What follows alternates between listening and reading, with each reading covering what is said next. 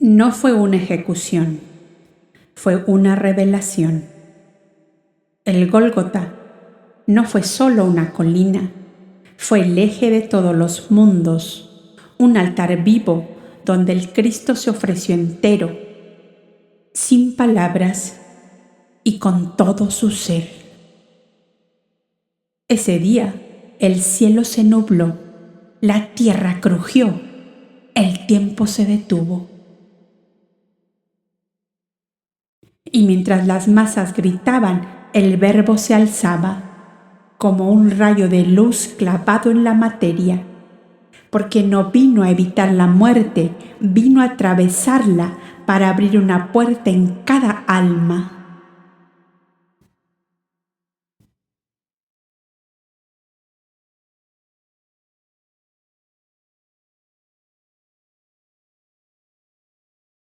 Bienvenidos a Voces de la Biblioteca Upásica. Soy Silvia Martínez y aquí las palabras despiertan memorias antiguas.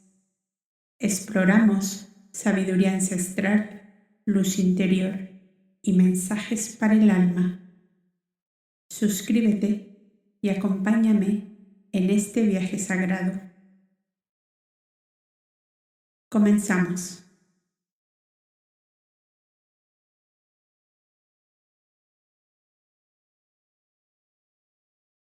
El Gólgota. Los últimos en conocer la triste noticia fueron los discípulos venidos de la lejana Galilea.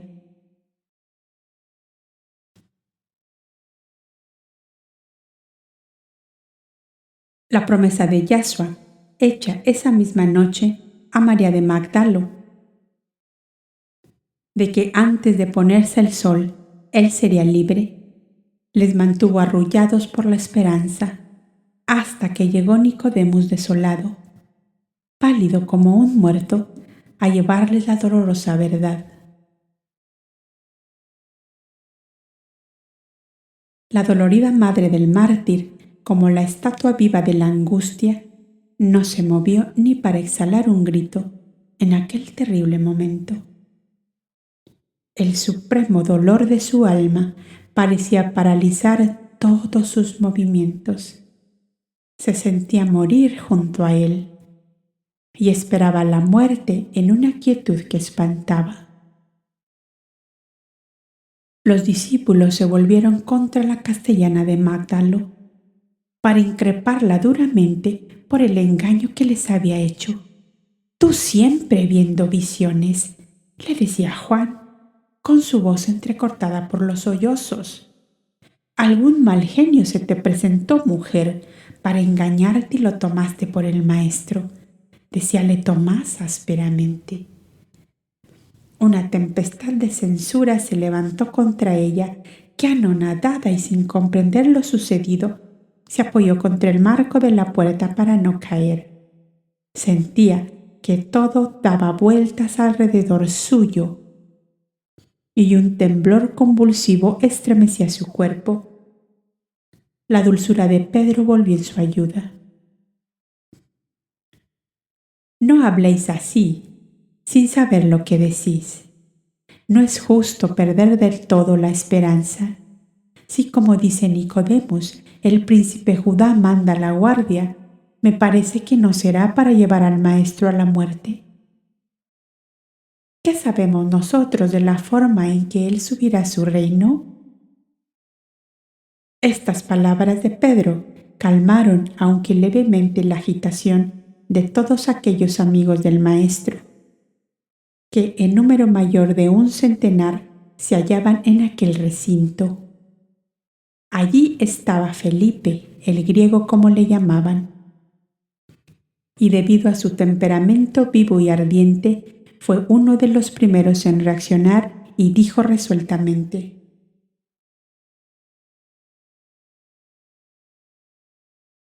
«En vez de estar discutiendo lo que será o no será, corramos todos al pretorio de la torre y veremos por nuestros ojos lo que ocurre».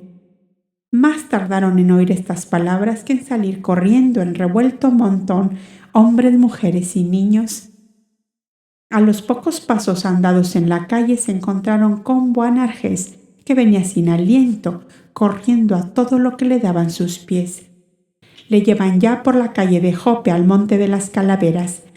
«Dios bendito, ahí mueren los criminales ajusticiados», gritó la anciana Salomé, que apoyada en su marido andaba lentamente. A Miriam, que se empeñó en acudir cerca de su hijo, aunque fuera para verlo morir, la conducían el tío Jaime y Pedro, que iban detrás de todos.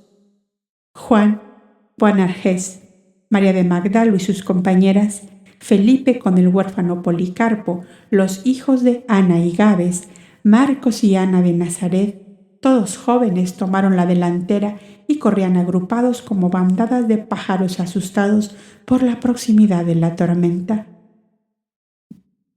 Los más ancianos atrás, esquivando los tropiezos para no caer, lamentando sin duda la pesadez de sus miembros que les impedía la carrera, seguían a los otros con la agitación y la ansiedad pintada en el rostro. Viendo estos cuadros vivos, el divino maestro hubiera repetido su genial pensamiento: «Padre mío, te adoro y te bendigo porque han florecido mis rosas de amor sembradas en la tierra». Juan, María y Boanerges se adelantaron por fin al grupo y pasaron como una exhalación por la puerta de Jope, entre una nube de polvo que levantaban sus pies. Una atmósfera asfixiante y pesada caía como plomo sobre su fatiga, y densos nubarrones negros iban cubriendo la opalina claridad de los cielos.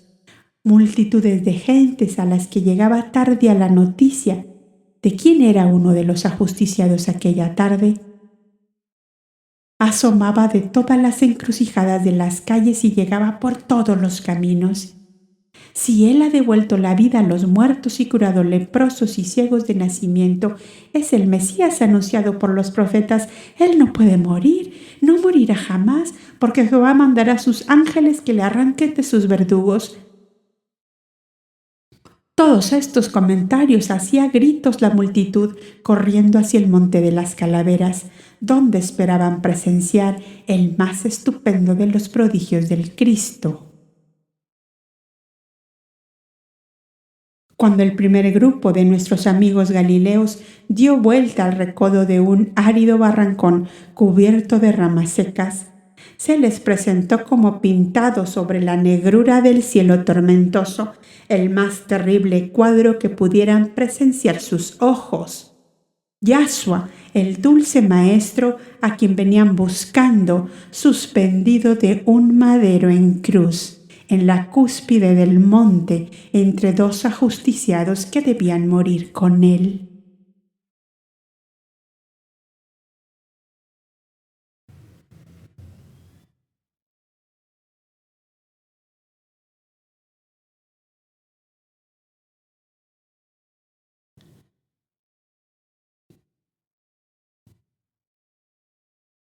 Juan y Boanerges se apoyaron uno en otro para no caer de bruces sobre el polvoriento camino.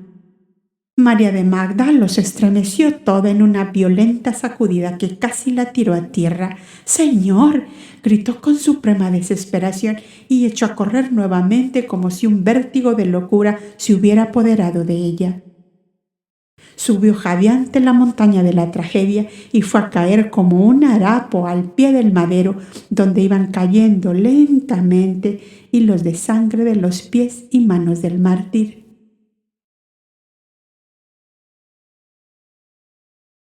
Judá y Longinos, como dos estatuas ecuestres, con la faz contraída por el dolor, presenciaban aquel cuadro imposible de describir. Las mujeres lloraban y rezaban, el pueblo se amontonaba al pie del monte como una marea humana que tenía rumores de olas embravecidas. Como trozos formidables de luz, los relámpagos iluminaban a intervalos la negrura de la tormenta que tronaba con loca furia encima de millares de cabezas humanas, atormentadas por 1000 diversos pensamientos. De pronto vieron con espanto que las colinas adyacentes ardían en rojas llamaradas. Cada cúspide parecía el cráter de un volcán, y una especie de fantasma vestido de flotantes velos rojos corría de un fuego a otro arrojando combustible y más en las hogueras ardientes. Era Bercia, la druidesa Gala, que acompañaba a la entrada a su reino del Hijo de Dios con el resplandor de 100 fuegos sagrados con que evocaba al gran Jesús para recibir a su Hijo. La tierra temblaba estremecida en violentas sacudidas, y las montañas ardientes se abrían en tremendos terremotos, expulsando con furia de las antiguas grutas sepulcrales allí existentes los blancos esqueletos humanos que pasaron allí largos años de quietud y que en un extraordinario cataclismo arrojaba ante los ojos de aquellas multitudes sobrecogidas del terror y de espanto. Los jueces del Sanedrín, cuya conciencia les gritaba ¡asesinos!, quisieron huir temiendo más que nada el furor de los elementos. Pero el príncipe Judá, que como un arcángel de la divina justicia, mandó a sus guardias que les sujetaran sin permitirles moverse de aquel sitio. «¡Cobardes asesinos!», les gritó. «¡Cobardes asesinos!». Con fuerza a fin de hacerse huir entre el fragor de la tormenta y el chocar de las rocas que se desmoronaban por los flancos de las montañas. «¡Cobardes asesinos, quietos ahí, para que caiga como una eterna maldición sobre vosotros el último aliento del Hijo de Dios que habéis asesinado!».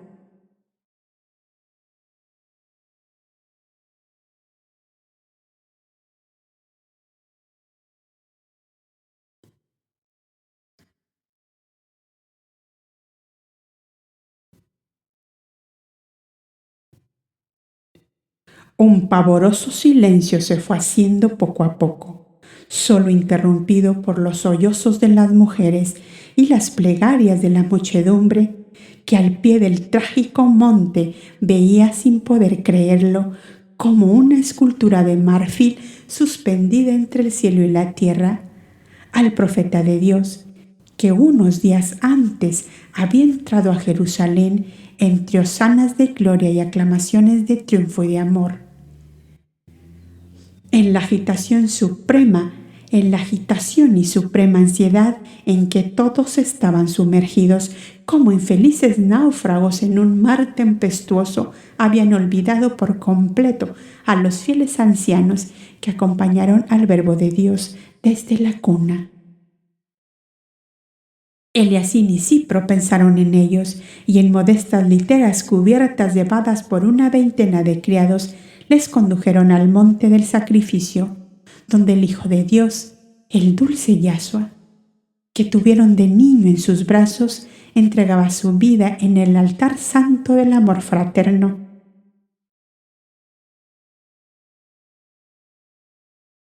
Cimiento y coronación de su obra grandiosa de liberación humana. Allí iban a verle morir Melchor de Joreb, Simónides, Caspar el hindú, Filón de Alejandría, Elcana y Sara, Josías, Eleazar y Alfeo, cuya ancianidad avanzada les imposibilitaba hacer a pie el penoso camino de barrancos y matorrales que conducía al Monte de las Calaveras. Los 4 amigos doctores habían corrido como enloquecidos buscando a los miembros del Sanedrín, que quedaron sin aviso del juicio que se realizaba, con la esperanza de formar mayoría y anular la sentencia de muerte dada contra el justo, aunque esto fuera a última hora.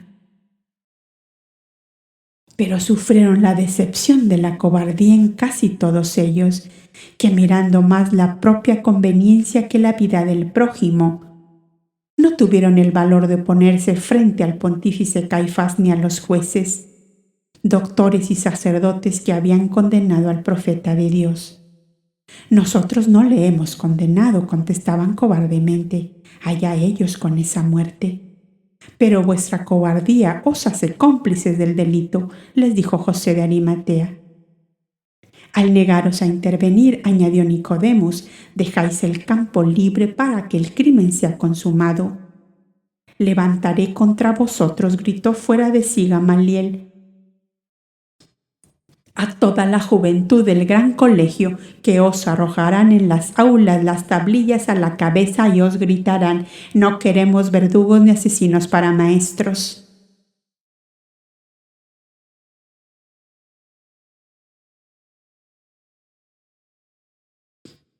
Estos 4 llegaron a la montaña de la tragedia cuando el mártir llevaba ya 1 hora suspendido en la cruz.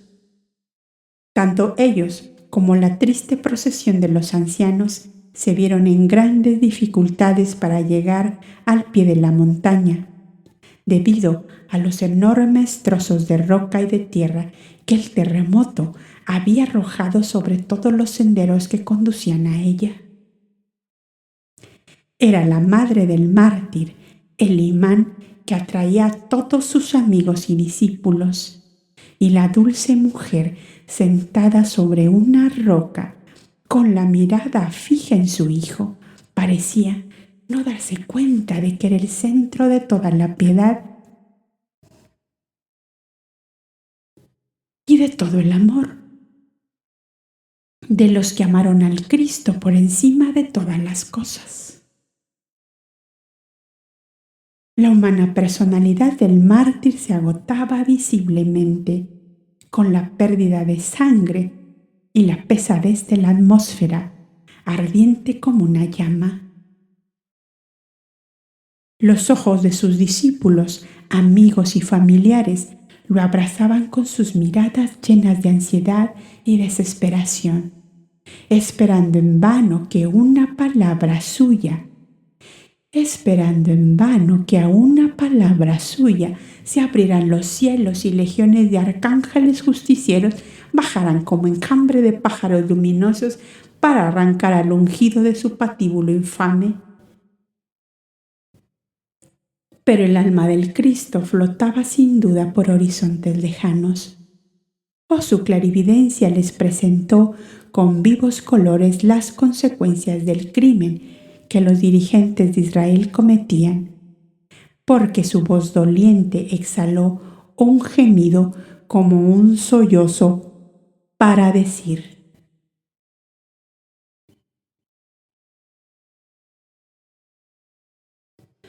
Padre,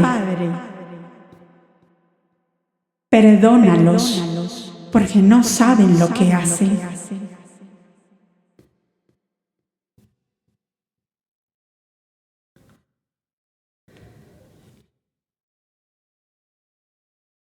Algunas voces amigas clamaban entre sollozos: Hijo de Dios, Mesías de Israel, acuérdate de mí cuando estés en tu reino. Llévanos, Señor, contigo, no queremos la vida sin ti.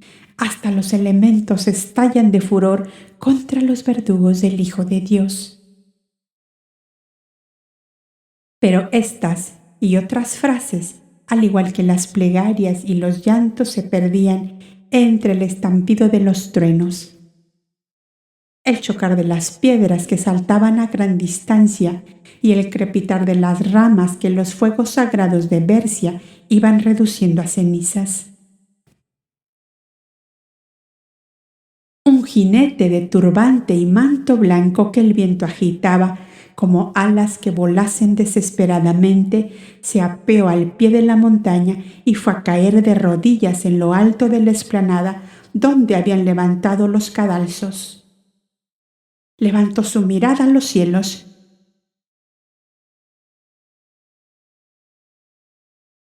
y luego sus ojos negros y profundos se posaron con infinita angustia en aquel rostro amado en el cual ya aparecían las huellas de la muerte.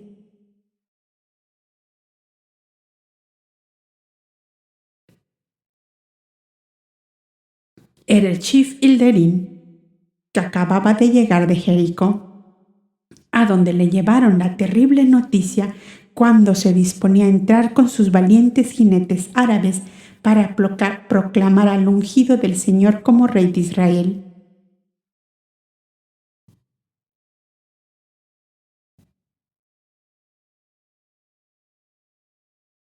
El terror se apoderó de toda aquella enorme multitud cuando un espantoso trueno hizo estremecer la montaña y en la negrura de los cielos el siniestro resplandor del rayo apareció como una serpiente de fuego que se rompía en la inmensidad. Los que estaban más próximos al divino mártir le oyeron decir: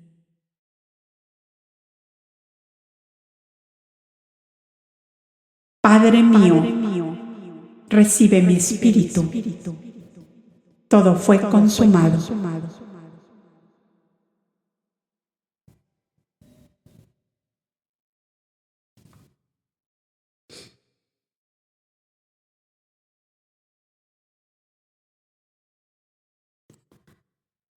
La hermosa cabeza sin vida se inclinó como un lirio tronchado por el vendaval. Recién entonces Judá, Faki, Hilderín, Simónides, sus discípulos, amigos y pueblos, comprendieron que ya no tenían nada que esperar.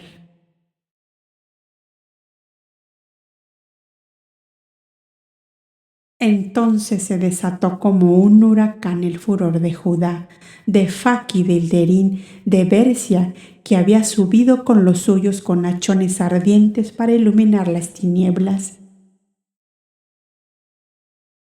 Con los pilums o lanzas, con jabalinas, con látigos, hicieron rodar montaña abajo las literas de púrpura y lloró de los magnates del templo. Fuera de aquí, lobos hambrientos, atrás, vampiros mercaderes del templo, antes que haga aquí una carnicería con todos vosotros, gritaba enfurecido Judá. Las mitras, las tiaras, los tricornios brillantes de pedrería salían volando mientras sus dueños a saltos bajaban la montaña como lebreres acobardados a la vista de los leopardos. Sus esclavos huían despavoridos ante el jinete del turbante blanco y el centurión del caballo retinto que no daba tregua a los que poco antes vociferaban con burlas soeces y salvajes gritos. Ya no está él para verme, gritaba como enloquecido Judá. Sus ojos están cerrados y no me imponen silencio. Fuera de aquí, malvados, ahora soy yo la justicia de Dios para acabar con todos vosotros.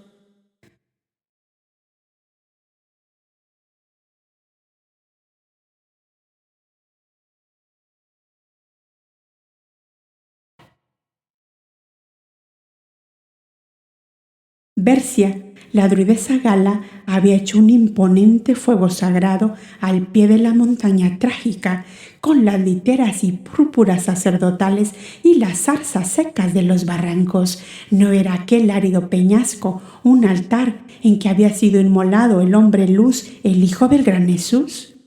El pueblo se desbandaba a todo correr, presa del horrible pánico, y la policía montada iba a retirarse también. Cuando solo quedaban en el recinto de la tragedia los familiares, discípulos y amigos, Judá se quitó el casco, coraza y cota de mallas y lo entregó a Longinos diciéndole: «Dirás al gobernador que he terminado mi papel de militar». Longinos le saludó militarmente y al frente de las fuerzas bajó la colina ennegrecida de sombras pensando: el gobierno romano y el Sanedrín judío se hundirán en igual abismo porque unidos ajusticiaron a un Dios encarnado superior a los dioses del Olimpo. El príncipe Judá acercó entonces su caballo al cadalso del Cristo y poniéndose de pie sobre la montura, unió su cabeza trastornada con aquella otra cabeza ya sin vida y rompió a llorar a grandes sollozos que despertaron ecos en los huecos de la montaña y en los corazones que le escuchaban. «Yahshua, Amigo mío, mi rey de Israel, mi sueño de toda la vida, hoy moriré también contigo porque no quiero, no, ni un día más de vida en esta tierra de crimen y de infamia.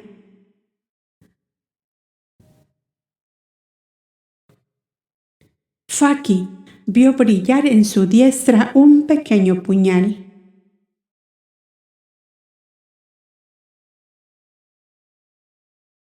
Y de un salto subió al caballo y le tomó fuertemente la muñeca mientras le decía: Judá, amigo mío, ¿no sabes que el Hijo de Dios no ha muerto ni puede morir jamás? Ahora más que nunca debemos vivir por Él y para que su nombre se esparza como reguero de estrellas sobre toda la tierra.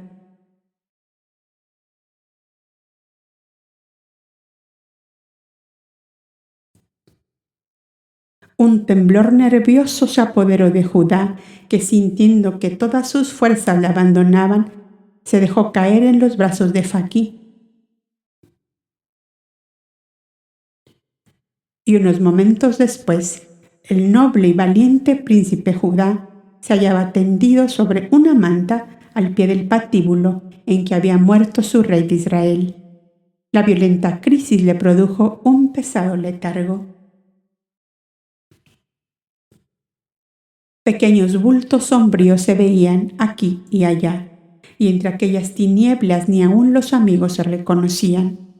La dolorida madre, apoyada en su hermano Jaime, se había acercado hasta la cruz en que estaba muerto su amor, y sus manos heladas buscaron a tientas los pies heridos y húmedos de sangre de aquel Hijo Santo, por el cual tanto y tanto había padecido durante toda su vida. En este acercamiento la infeliz madre percibió un objeto que no se movía, al mismo pie del madero. En sus pies sentí el calor de ese otro cuerpo que solo parecía un pequeño bulto en la oscuridad. Era María de Magdalo, que abrazada al madero desde que llegó, estaba con su cabellera empapada en sangre y sumida en un atolondramiento muy semejante a la demencia. Nebai era otro bulto en las tinieblas, abrazada con sus dos hijitos, el uno de 8 años y el otro de 5. Llorando amargamente les hacía repetir las palabras del salmista: Dios tenga misericordia de nosotros y nos bendiga, haga resplandecer su gloria sobre las tinieblas. Sálvanos, Dios Señor nuestro, porque aguas amargas han penetrado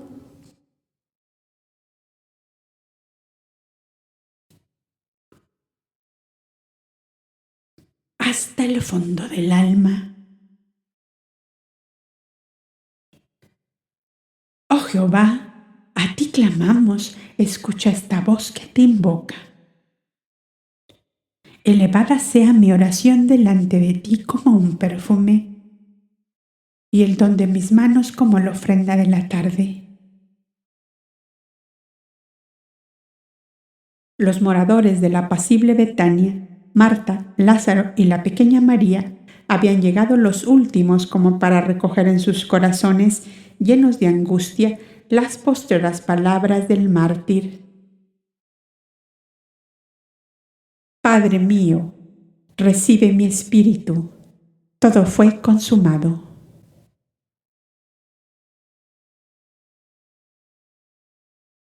Marta cayó de rodillas y hundió su cabeza en el polvo murmurando entre sollozos: Que Dios tenga misericordia de nosotros. Señor, Señor, mira la grandeza de tu Hijo y no la maldad de los hombres. Mira su amor y no nuestra iniquidad. Misericordia y piedad, Señor. El rumor de sus palabras se perdía entre el llorar desconsolado de aquel centenar de personas que se movían como fantasmas en torno al ungido de Dios suspendido en la cruz. Lázaro se quedó quieto y mudo como una estatua. a pocos pasos del cadalso del gran amigo que había curado sus dolores morales y físicos, y cuyo acercamiento fue para él como el comienzo de una vida nueva. La pequeña María, tímida y medrosa, fue acercándose lentamente hacia el grupo central que lloraba al pie de la cruz. Y cuando a la luz temblorosa del fuego sagrado de Bercia reconoció en aquella faz lívida el dulce rostro del Maestro, exhaló un gemido de agonía y cayó sin sentido sobre el regazo de Verónica, que sentada en el duro suelo rezaba y lloraba. La pobre niña no volvió en sí hasta algunas horas después.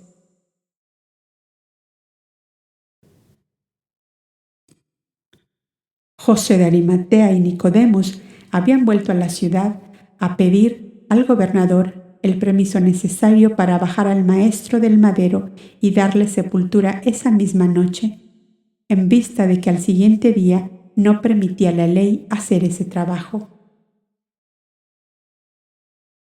Obtenido el permiso, los hombres más jóvenes y fuertes procedieron a descender aquel amado cuerpo que tantas fatigas había sufrido por consolar a sus semejantes.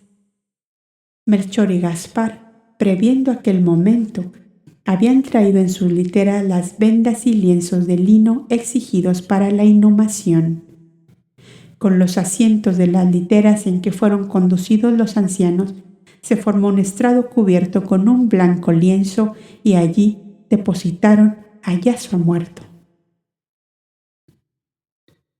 Miriam, su madre, puesta de rodillas, pudo por fin abrazarse a la amada cabeza de su hijo y besar sus ojos cerrados, su frente, su boca, sus mejillas, como si con el calor de sus besos quisiera inyectarle de nuevo la vida. Los hombres y las mujeres, ancianos y niños, desfilaron conmovidos en torno a aquel humilde féretro en que yacía el cuerpo inanimado del mártir, que la noche antes le repartía el pan y el vino y les abrazaba en una postrera despedida.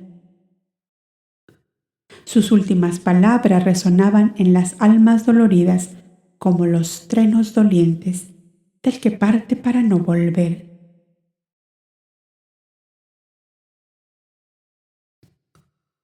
Donde yo voy, vosotros no podéis seguirme por ahora.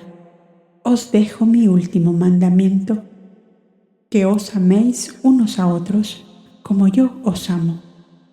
Me buscaréis y no me hallaréis, pero no os dejo huérfanos, porque mi Padre y yo vendremos a vosotros si os amáis como Él y yo os amamos.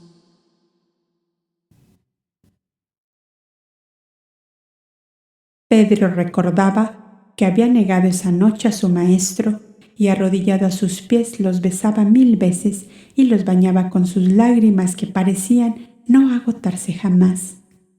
Juan recostó un momento su frente sobre aquel pecho desnudo donde más de una vez había apoyado su cabeza y había escuchado el latir de aquel gran corazón que entonces estaba mudo.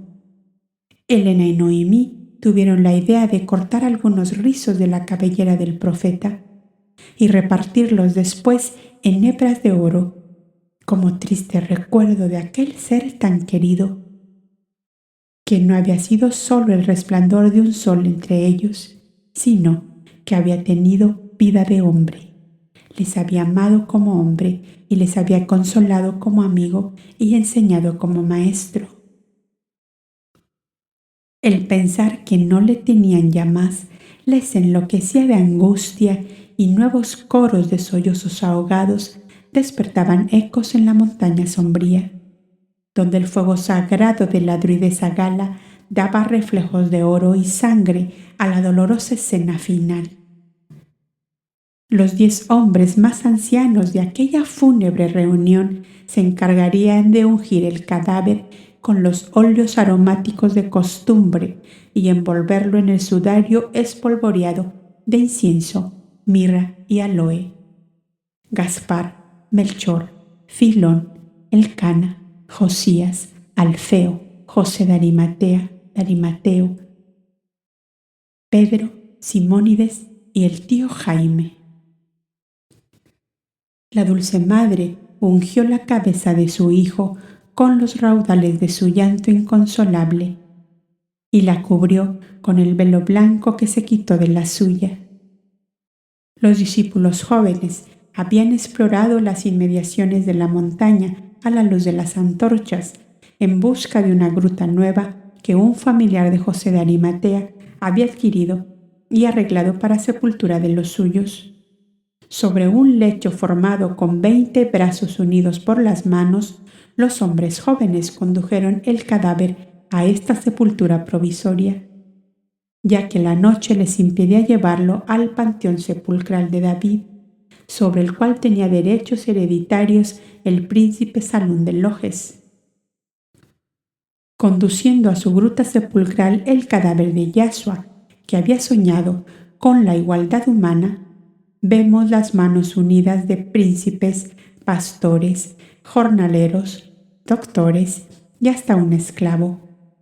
El Hak Ben Faki, el Shifilderín, Gamaliel, Nicodemus, Nicolás, Felipe, Juan, Marcos, Jacobo y Bartolomé, Otoniel, Isaías, Efraín, Gabes, Nataniel, Cipro y Boanerges, Zebeo y 2 jóvenes discípulos de Melchor.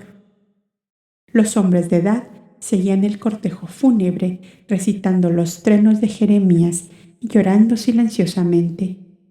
Solo el príncipe Judá no pudo seguir tras del cadáver de su rey de Israel, porque tendido aún sobre una manta al pie del cadalso, rodeado por su madre, su esposa y sus 2 hijitos, parecía luchar entre la vida y la muerte. Su inmovilidad completa, su respiración apenas perceptible y los débiles latidos de su corazón hacían temer a los suyos que aquella vida no tardaría en extinguirse. Este doloroso incidente dio motivo a que todos se dirigieran al palacio Itamar, los ancianos en literas y los jóvenes a pie. Era aquello como una triste procesión de fantasmas sombríos atravesando caminos y barrancos, y luego las obscuras y tortuosas calles de Jerusalén sumidos en profundo silencio. Las trágicas impresiones del día, la noche obscura y tormentosa, las patrullas de soldados que recorrían las calles para evitar sublevaciones populares, todo flotaba como un hálito de pavor sobre la ciudad de los profetas, mártires y de los reyes homicidas.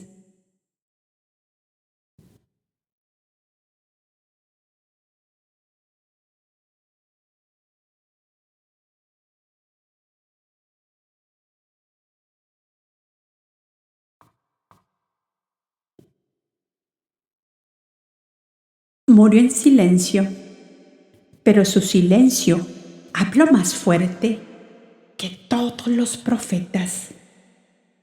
Lo bajaron de la cruz con ternura, lo besaron como se besa a un hijo que se va al otro lado del velo para esperarnos desde allí.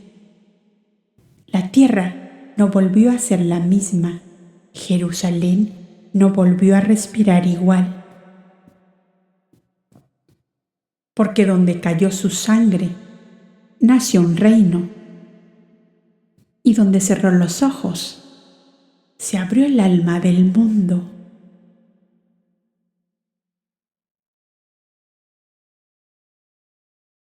¿Y tú? Puedes quedarte a su lado en el Gólgota interior y no huir, porque quien puede morir con él ya ha empezado a resucitar.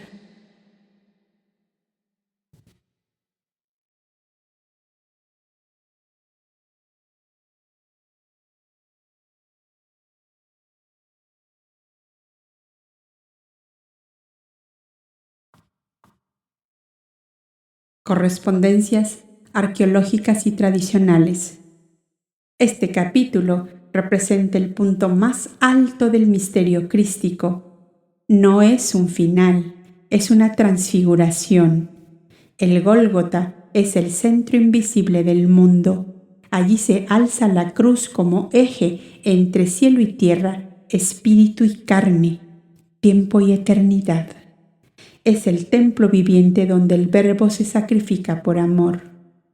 La crucifixión no es solo muerte física, es disolución del yo inferior. Es la plena entrega del iniciado supremo, que no escapa de la cruz, sino que la transforma en portal. Los elementos desatados, tormenta, fuego, terremoto, resurrección, simbólica de los muertos, son el lenguaje de la naturaleza reconociendo lo sagrado. El cosmos entero reacciona porque sabe que los hombres ignoran. El silencio final de Jerusalén no es calma, es vacío. Una pausa vibracional es la respiración detenida del mundo ante lo inconcebible. Cada personaje cumple su rol iniciático. Judá es el guerrero redimido que quiere fundirse con el Maestro. Verónica representa la ternura que limpia el amor sin explicación. Miriam es la madre que bendice incluso al pie del madero.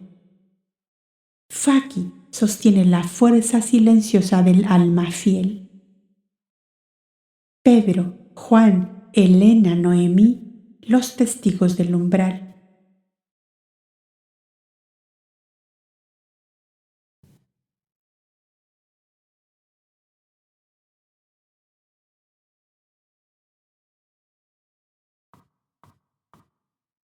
El Gólgota, históricamente llamado lugar de la calavera, contiene una carga simbólica profunda. Es el sitio donde muere lo mental, la calavera, para que renazca lo divino. Las manifestaciones descritas en este capítulo se corresponden con múltiples tradiciones. En el antiguo Egipto, la muerte del dios Osiris también detona cambios cósmicos. En los Vedas, el sacrificio primordial es el acto por el cual el universo se ordena. En el cristianismo esotérico, la cruz es el instrumento de redención vibracional planetaria. El descenso del cuerpo del Cristo evoca los antiguos rituales funerarios iniciáticos, donde el cuerpo no se entierra como desecho, sino como semilla.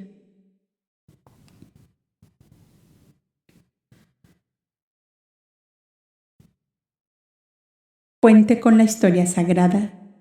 Este capítulo conecta con los grandes momentos de silencio sagrado en la historia espiritual de la humanidad.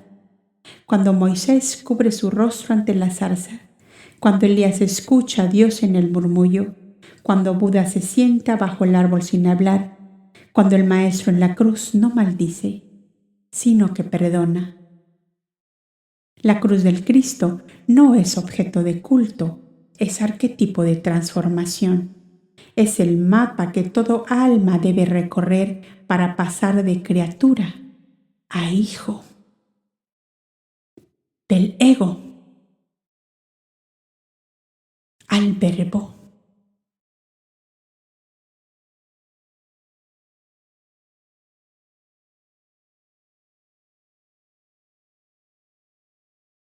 Enseñanza final. No lo mataron, él se ofreció. No fue vencido, fue consagrado. Y tú, cada vez que miras tu dolor con los ojos del Cristo, cada vez que abrazas una pérdida sin rencor, cada vez que caes y eliges amar, estás en tu propio Gólgota. Y si te atreves a quedarte allí, como Judá, como Miriam, como Verónica. Entonces entenderás. No hay muerte. Hay siembra.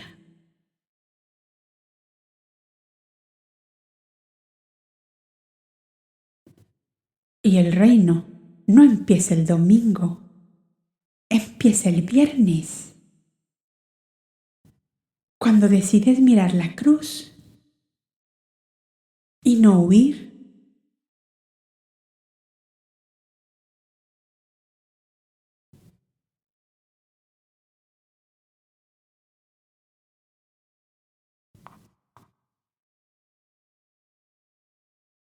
Te espero en el próximo capítulo y último de esta obra, de la sombra a la luz.